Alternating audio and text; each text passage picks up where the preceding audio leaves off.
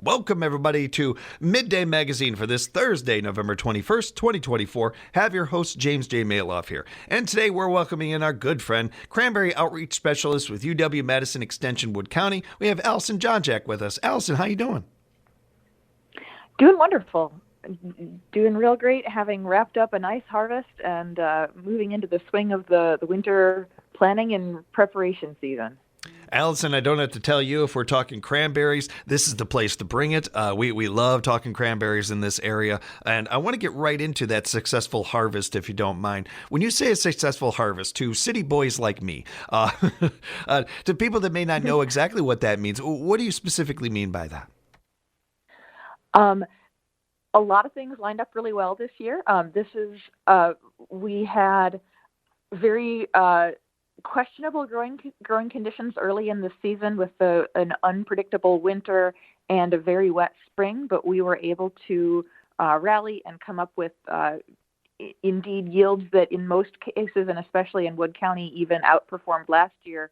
And so this makes our 30th consecutive year as the top cranberry producer in the world, the state of Wisconsin. So that is very successful. Yeah, go ahead. I'm sorry, that's just very impressive to hear. 30, I didn't know that it was 30 years in a row. I thought I did my homework on this. I did not know that. That's cool.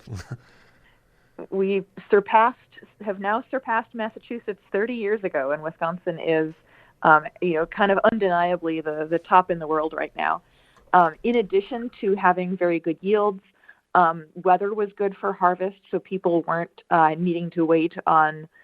Even though there were some very windy days, there were no days that kind of forced labor to a standstill. We had a very kind of productive, smooth, even though the lack of water was unusual, it was easy to work through. So also a very pleasant harvest for those who were out in the fields and out in the trucks helping people out. And you mentioned it. This was in comparison to last year, a successful one. Not to say last year's wasn't, but last year's maybe was a little bit better than last year's. Correct. So last year's was actually also, I believe, a record in its time. I thought so. Yeah. And our forecast models had thought that, and by forecast models, I mainly mean growers, both some satellite overview imagery, but also growers taking hand samples with their hand rakes and extrapolating, had expected that yields would be a little bit below last year's, but when we actually finished up the harvest, it turns out that we did surpass last year's, at least in the Wood County area. So we were feeling a little bit like we need to improve our sampling methods so that the receiving stations can do a better job staffing for when we're going to bring in a bumper crop. It's an interesting side part of this to hear, and it certainly helps us hold on to that crown of being the champions of cranberries around here. What about the color development, Allison? How about that? That was one thing, and largely because, I guess I shouldn't say definitely because, but one thing that made this harvest more challenging than last year was that not all of the varieties had fully put on their harvestable color all at the same time. Usually we have early varieties, a couple of mid varieties, and then some late varieties in terms of their ripening. And so growers will harvest the early varieties first, will harvest the mid varieties next, and then go into their late varieties. Usually by the time you've finished your early varieties, the growers will see that their late varieties have also turned red. This year, there was a little bit of a gap between the early varieties being ready and the later varieties having their full color on. So some growers had to wait a day or two or even a week to let that color catch up so that we would be sending in good bright red fruit to the handlers. So that was a little unusual this year. Do we know what caused that? We have a few hypotheses. One possibility is that the cranberries turn red kind of in contact with the sun. And so cranberries that are lower in the canopy will turn red slower than the cranberries that are growing right up on top. And so one possibility is with that really early rainy spring that we had, if we had a little extra vegetative growth, some of the berries might have been lower down in that canopy and not catching as much sunlight as they usually had. That's one thing that is a possibility. It's definitely not proven at this point, but that's one thing that people are kind of thinking of as what one thing that might have possibly caused it. It's certainly, interesting to figure out what might cause these things, but certainly more important for our growers and our ag industry to be able to find those things out and be able to, fine tune stuff from year to year like they do. You mentioned this as this did not happen last year, it sounds like. Correct. Yep, that was unique to this year. And actually, in my memory, I don't have, other than this year, I don't have in my memory people needing to wait for more than one day ever on color development. And this year it was fairly common to chat with growers and hear that they were waiting for color. Our favorite part about the cranberry season and talking about these things, of course, is eating cranberries, especially this time of year. But it's just as interesting, I think, to hear about that stuff and to kind of, again, collect this data and see where we are next year with this and when we're talking again about this next year, Allison. What about the research roundtable? That I wanted to get into that with you a little bit and find out some more about that. Definitely. So in my role as the Cranberry Outreach Specialist for UW, my role is to help provide research-backed information to growers to help them be better growers.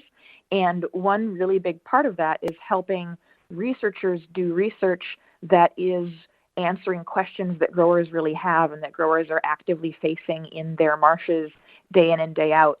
And so one of the, I think, probably the most important meeting that we have throughout the year is in early November, after everyone, maybe except for a few fresh fruit growers, but after nearly everyone has finished their harvest, we bring everyone together and have little small group discussions that discuss what questions do you have that research could answer for you. And we do that every year on a kind of 1 to 5 year time frame. And then every 3 or 4 years, we'll also do a 20-year time frame and kind of a who's not in the room, who needs to be.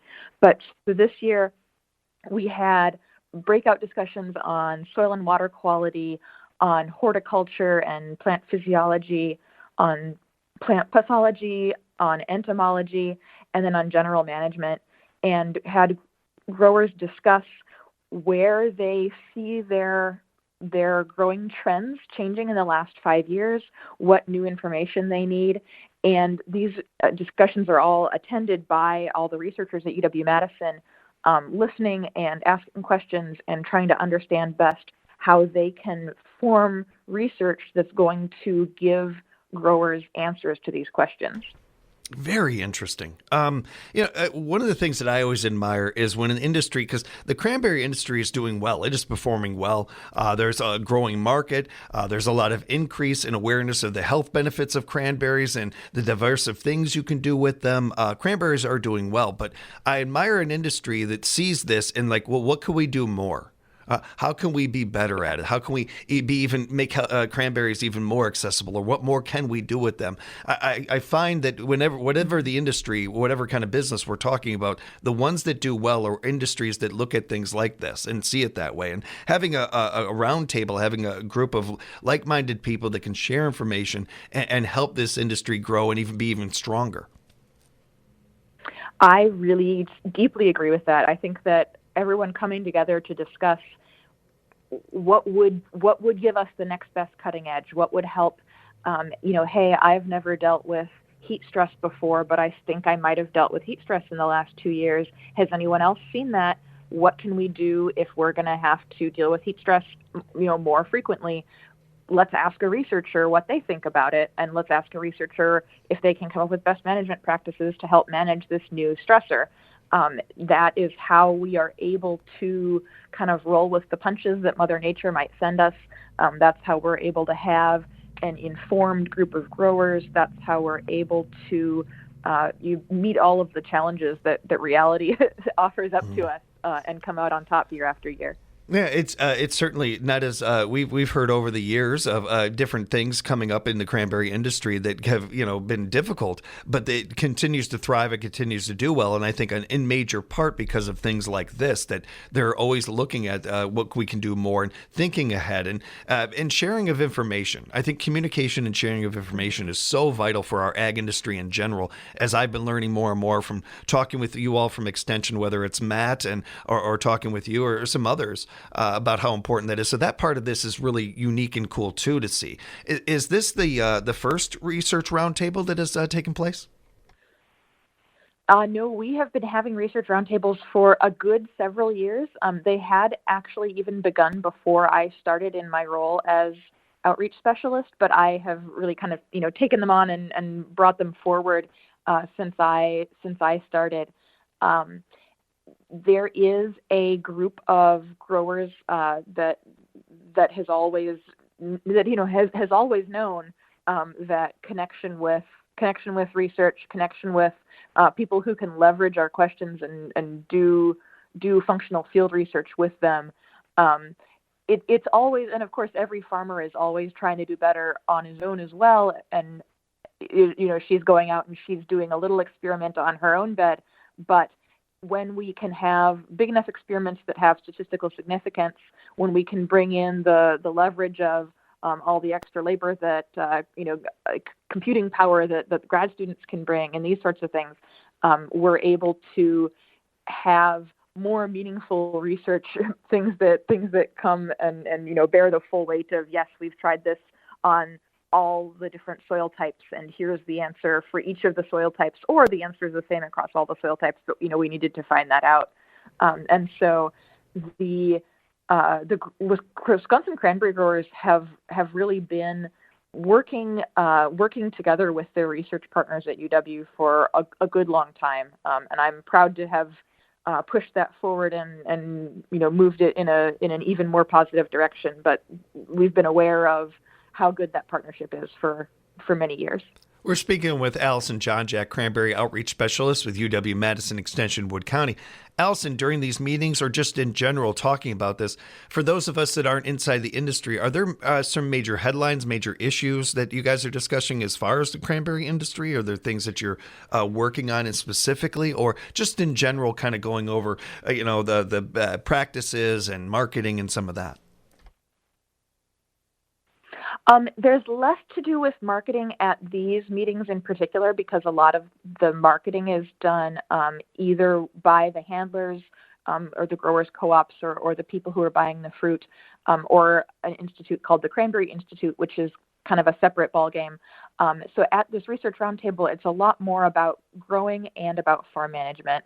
So if I could just give like one quick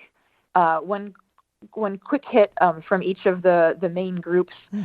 We discussed in terms of the plant pathology, one of the major questions this year was whether people feel that they have enough tools to manage rot without developing resistance. And so that was a major question. There's also a lot of discussion when people do new plantings, if we could have some health screenings of those vines prior to planting to make sure that we're planting healthy stock. So that's another major question that feels like there should be some good answers able to be drawn forward from it. When we talk about the general management question, there was a lot about labor, and there was also a lot of interest in laser weeders, since so many of cranberries' weeds are perennial, woody perennials that are really difficult to get and basically rely on hand weeding, that maybe laser weeders might be a better solution for that. And so we talked a lot with the ag engineering department. In the physiology realm, there were questions that I had kind of mentioned earlier about heat stress. And then also we had questions, given how mild last year's winter was, one of the major ways that we protect against disease and against pests, because it kind of buries eggs, and then also we kind of shore up our plant health, is by sanding every 4 years. When we have a good thick layer of ice, and we can take a dump truck out and put a layer of sand down. And no one could sand last year because we didn't have our good 18 inches of ice that we're used to. And so a lot of discussion came about saying, all right, that happened 1 year and we can probably roll with the punches 1 year, but what if we have half of our years we don't have ice that we can drive on? And so discussion there said, well, New Jersey and Massachusetts have already had about 20 years of not being able to drive on their ice. So, and I'm kind of segueing into the next topic here, but coming from that, the next brown bag, we have virtual brown bag lunches that growers can come and listen to. The next virtual brown bag that I'll be hosting is going to be a grower panel with a Massachusetts grower, a New Jersey grower, and an Oregon grower discussing how they manage disease pressure, manage insect pressure, manage plant health in a regime where they're not able to sand on ice, and whether they're standing with barges or whether they're pruning or what other tactics they're using to be able to keep their vines healthy in the absence of our usual sanding practice. So that's one of the things that's coming up next month that I'm pretty excited for. And you're speaking about the grower panel for sanding? Yes. Yeah, that does sound really interesting and really important too, as we're going along here. Just in the bit of research that I was able to find, this sounds like one of those topics that, again, it's great to be ahead on. Yes, absolutely. And if we need to devise new equipment for sanding, if we need to come up with barges, it's definitely going to be good for local fabricators and local welders to have 2 years heads up about like, hey, could you try making me an experimental barge and I can see how it works, versus having 200 farmers show up in November and say, by the way, we all want 7 barges apiece. Yeah. So hopefully letting people think about it in advance will help us make those partnerships with fabricators if we need to make new equipment. Right now, that seems like one of the possibilities, but I'm looking forward. As we discussed with our coastal growers in 2 weeks here, I will know more. That'll be really interesting. Looking forward to the next time we talk and hearing how that went. And I do want to apologize to you in the audience a little bit, Allison. I got completely sidetracked when you talked about laser weeding. Like, that sounded really interesting to me. It sounded pretty cool. In my defense, lasers are cool. So, but lasers are cool. It is. In all reality, it is really fascinating to hear how technology and our ag industry are working together more and more, and really benefiting our farmers and helping our customers out there. It's pretty cool. As we're wrapping up, the planning of the Winter Summit, just wanted to touch on that with you a little bit. Yeah.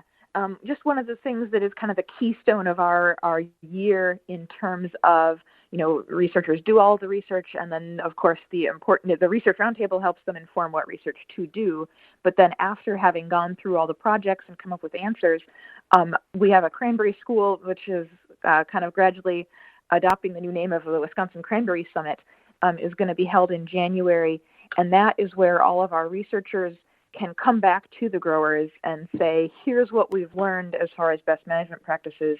Here's the new understanding that we've gained about how plants experience abiotic stress. And here's how you can keep your plants from experiencing abiotic stress on the farm. And so that will be in the middle part of January, the 15th and 16th, and are just looking forward to having all of our growers and all of our researchers with us at that summit, and give everyone an opportunity to reap all the benefits that we started sowing maybe 2 years ago at the Research Roundtable, because there is always kind of a two-year process so you get enough data, but we are looking forward to being able to share back directly with the growers everything that they've wanted to know. I saw what you did there with the growing, by the way. That was really good. It's one of those things, too, where, again, going back to what we talked about with the communication and sharing of information and how important that is, and it helps everybody. But it's also really cool to kind of hear this, how there's kind of this couple of year advancement to this, and where we're going with that, and whether it's looking ahead 2 years or rewinding and seeing the data from the past and how that compares to what's going forward. Mm-hmm. And farmers are good at that, I think, especially cranberry growers, when every August you have 2 crops on the vine. You have the current year berries and the next year's buds.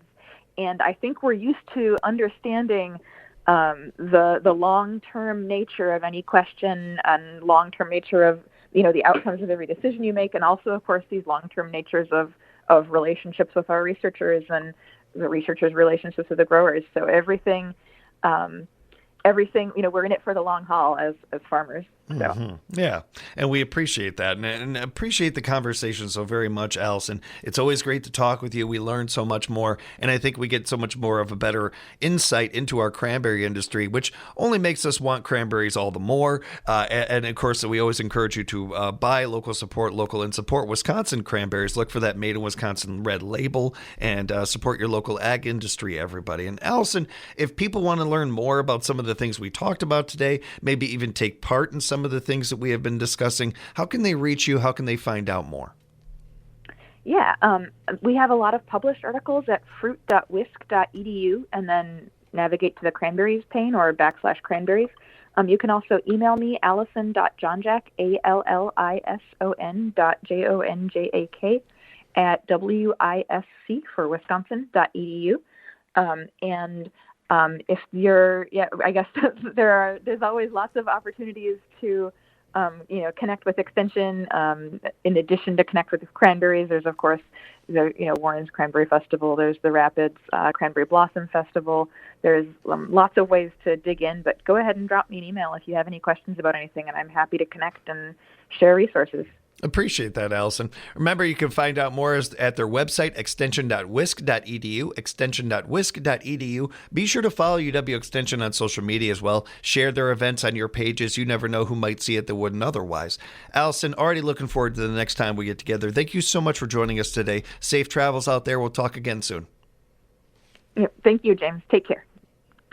And we'll have more Midday Magazine coming up for you right here at 97.5 FM, 1320 AM, WFHR. We are locally grown radio.